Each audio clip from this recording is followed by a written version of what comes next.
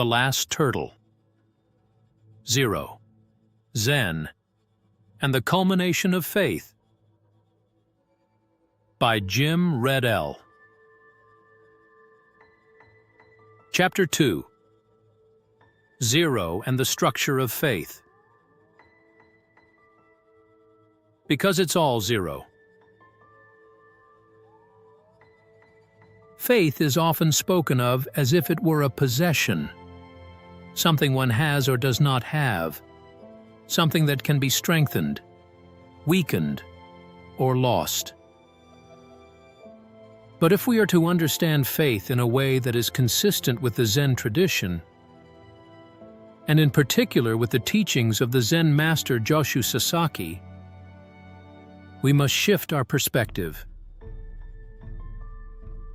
Faith is not an object, and it is not a static belief. It is an activity. And like all activities, it has a structure. This chapter develops that structure using Sasaki's teachings of zero. Zero inevitably splits into naturally opposing activities: expansion and contraction, which inevitably disappear back into zero. And in just 16 words, Sasaki presents us with a compact model for understanding not only Zen and Zen practice, but also the arising and functioning of any activity, including that of faith. These teachings will ultimately provide us a way to examine faith, not as an abstract concept, but as a living process, one that can be observed and reconciled. But before we can discuss faith as an activity, we must spend some time unpacking Sasaki's teachings of zero. It bears repeating that Sasaki's teachings of zero describe activity. And this is important because the universe is activity, the self is activity, and faith is activity. And if we want to understand this trio, we might want to take some time to get to know Sasaki's teachings. And we can start with this simple observation: activities start and stop. That's it. And if activities do start and stop, there must be an explanation of how it is they come to be, and how it is they come to end. Let's begin by introducing 4 key concepts: zero activity, disturbance, manifested activity, and outcome. Taken together, these 4 terms allow us to fully describe how any activity, faith included, is ever made possible, how it arises, how it is sustained, how it disappears, and what remains when it has run its course. And our first key concept: zero activity. Zero activity refers to the set of conditions required before any given activity is possible. Zero activity is not inactivity. It is not nothingness, but should be seen as a readiness or a potential. Or, put another way, it represents an activity that has not yet been brought into being. Consider a perfectly still lake at dawn. The surface is undisturbed. There are no ripples, no waves, no visible movement. And yet, the lake contains within it the infinite capacity for motion. We might say the still lake represents zero, where a single drop of rain, a gust of wind, the touch of a hand, or the skipped stone will immediately produce the ripple activity. The calm of the lake is not the absence of activity. It represents the necessary conditions that will account for future ripples. This is zero activity. And again, the concept of zero activity is important because it details everything necessary for any given activity to ever arise. Which brings us to our second key concept: disturbance. If zero activity represents potential activity, then disturbance is the necessary catalyst for that activity to arise. A disturbance is any event that disrupts the equilibrium of zero and results in manifested activity. It is important to understand that disturbance does not create the conditions necessary for activity. Those conditions must already be present as zero activity. The disturbance simply acts as a trigger. For example, a match does not actually create a campfire. It only serves to get it started. When the proper conditions, dry logs, kindling, and space for oxygen, are already present. Think of trying to start a campfire without kindling or with wet logs. No amount of match striking will get you warm. In the context of faith and human experience, disturbance may take a variety of forms. A question: what is the meaning of this? A doubt: is this really true? A loss: why did this happen? A teaching: this is the path. A realization: I cannot continue like this. Each of these examples represents a disturbance, an impulse in the immediacy of circumstances that sets things in motion. And it is precisely in this moment of disruption that activity arises. So where are we so far?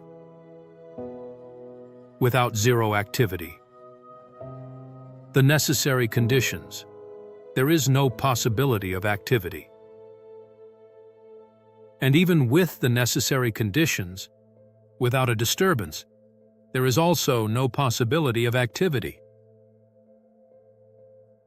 Which brings us to our third key concept: manifested activity. Manifested activity is the actual activity that arises. That is, given zero activity and a disturbance, an activity arises as the tension between two naturally opposing activities. These two activities actually define each other, and, most importantly, they cannot exist independently. This is critical. If activity is to be fully understood, if faith is to be fully understood, then all activity must be seen as something that manifests as naturally opposing activities. What Sasaki would generalize as expand and contract.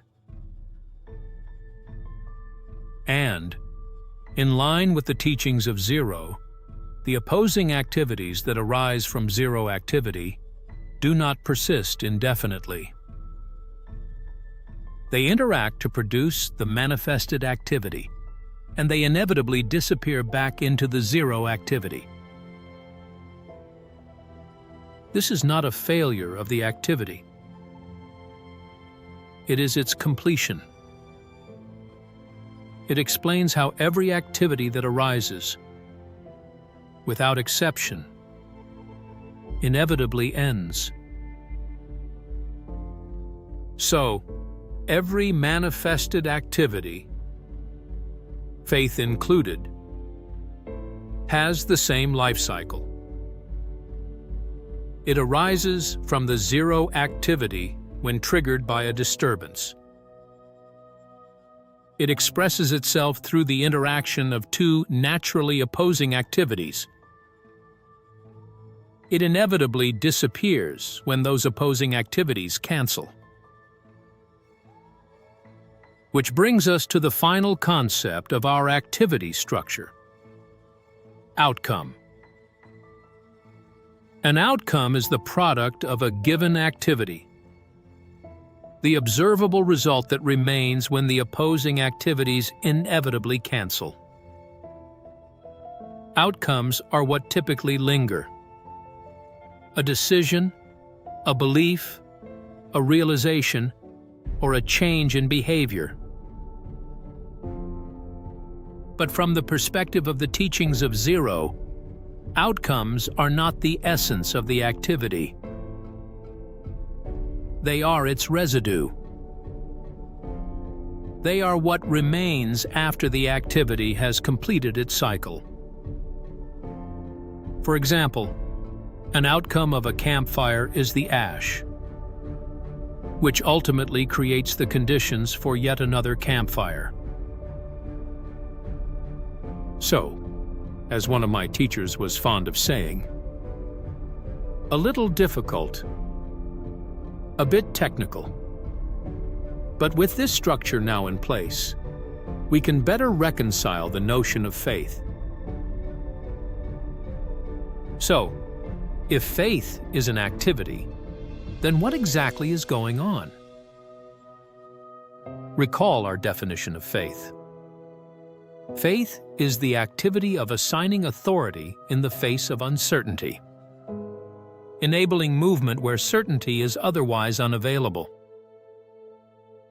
Again, this definition places faith as an activity within the field of uncertainty, doubt, confusion, ambiguity, etc. Faith does not simply alleviate these things. It arises from them. And without continuing uncertainty, there is no need for continuing faith, which leads us to a critical insight. Faith does not eliminate uncertainty and doubt. Rather, as an activity, faith is the go-to response to uncertainty and doubt. Now, recall that for any activity to arise, a set of necessary conditions must first be present. The set called zero activity. In the case of faith, we can imagine three conditions that give rise to faith. First, there must be an actual awareness of some uncertainty. Second, one must truly believe that this uncertainty can be reconciled by assigning authority. Last, there must be an authority that can be engaged. Let's walk through each. First, as for an actual awareness of some uncertainty, for faith to arise, there must be the recognition that something is not known, not resolved, or not definite. This could take the form of existential questioning, practical confusion, or emotional instability. Clearly, without this recognition, there is no opening or need for faith. Next, while faith is not simply belief, the belief that this uncertainty can be reconciled by assigning authority is a necessary condition for faith. And we can also recognize that the stronger this belief, the stronger will be the faith that does arise. Last, with respect to an authority that can be engaged, there must be something, or someone, to which authority can be assigned. This could be a tradition, a teacher, a text, a method, or one's own direct experience. Without a potential authority, faith has no landing spot. These three conditions together form the zero activity of faith, the latent structure that makes faith even possible. And given these required conditions, what kinds of disturbances actually initiate faith? The list of possible disturbances is long, but common triggers include a crisis, a loss, illness, or failure that disrupts existing certainty. An encounter, meeting a teacher or discovering a teaching that reframes experience. An insight, a moment of clarity that destabilizes prior assumptions, thus creating new uncertainties. A frustration, a failure of the existing framework to produce the desired outcome. Each of these examples represents a tipping point, a moment in which normal expressions of activity are no longer sufficient. And in this moment, the question arises, where to now? As we have argued, faith is the activity that works to answer that question. And once initiated, faith, like any activity, expresses itself through the arising of naturally opposing activities. Consider the opposing activities of trust and doubt. Trust assigns authority, while doubt questions it. Both are necessary. Without trust, there is no movement. Without doubt, there is no refinement. Next, consider the opposing activities of submission and autonomy. Submission accepts the need for authority, whereas autonomy rejects it. In early stages of faith, submission often dominates. In later stages, particularly in Zen, autonomy becomes central. But both remain present. Consider persistence and abandonment. Persistence works to continue the faith activity, while abandonment works to end it. Every activity of faith encounters this tension. Do I continue, or do I stop? But we know the resolution of this tension is not permanent. It will inevitably arise again and again. Finally, we have the opposing activities of clarity and confusion, where moments of understanding exist in tension with those of cluelessness. This is not a flaw in the process. It is the process. At various times, these opposing activities define the lived experience of faith. And, according to Sasaki's model, the opposing activities that arise together will inevitably cancel each other, returning the practitioner to the zero activity. This may seem paradoxical. If faith is essential, why must it disappear? From the perspective of the teachings of zero, all manifested activities are, by definition, impermanent. They all inevitably arise and inevitably disappear. And the faith activity is no exception. The fact is that, in general, we are simply not manifesting faith every moment of the day. Finally, we consider the outcomes. The products of the faith activity. These are varied, and not all are beneficial. Positive outcomes may manifest as increased clarity, deepened understanding, the transformation of behavior, or the realization of spontaneity. Negative outcomes may manifest as blind adherence, a dependence on authority, the suppression of doubt, dogmatism, or misplaced confidence. The same faith structure that produces growth can also produce stagnation. This is why the opposing forces within faith are essential. Doubt protects against blind adherence. Autonomy protects against dependence. The system is self-correcting, if allowed to function normally. Now, in many religious traditions, faith culminates in submission to a higher power. In Zen, the trajectory is different. Faith begins with a general authority. Faith in the Buddha, faith in the Dharma, and faith in the Sangha.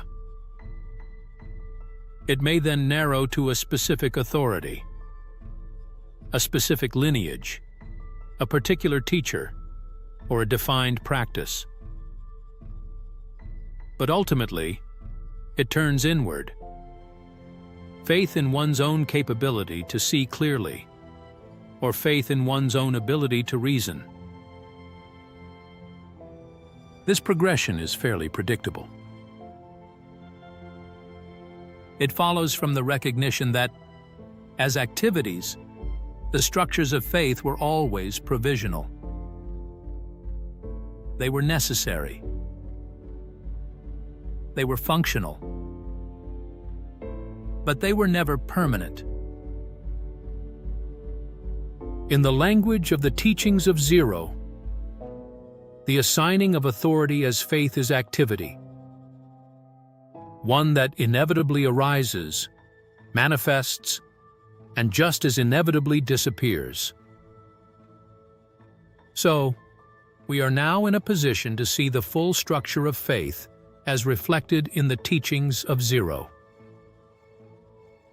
Zero faith. The necessary conditions for the faith activity to arise. An awareness of some uncertainty, the belief it can be reconciled by assigning authority, and the availability of an authority. Disturbance. The catalyst that causes the faith activity to actually arise. Manifested faith. Faith embodied as naturally opposing activities. Trust and doubt, submission and autonomy, persistence and abandonment, etc. Return to zero. The opposing activities cancel, with the activity of faith inevitably disappearing. And with the next uncertainty, the cycle begins again. Faith is not a one-time event. It is a cyclical activity, and one that evolves as the practitioner evolves. To understand faith in this way is to remove much of its mystique. It is no longer a mysterious force, nor a blind leap into the unknown. It is a structured activity, predictable in its form, observable in its function, and analyzable in its outcomes. This does not make it trivial. It makes it usable. If faith is the activity of assigning authority in the face of uncertainty, then the question is not whether you have faith. You do. The question is, when and where are you assigning that authority? And perhaps more importantly, do you even recognize it happening? And is it the appropriate response? Because the moment you see the faith activity clearly, something subtle yet profound happens. You are no longer merely participating in it. You are realizing it. And that realization provides the space for better choices.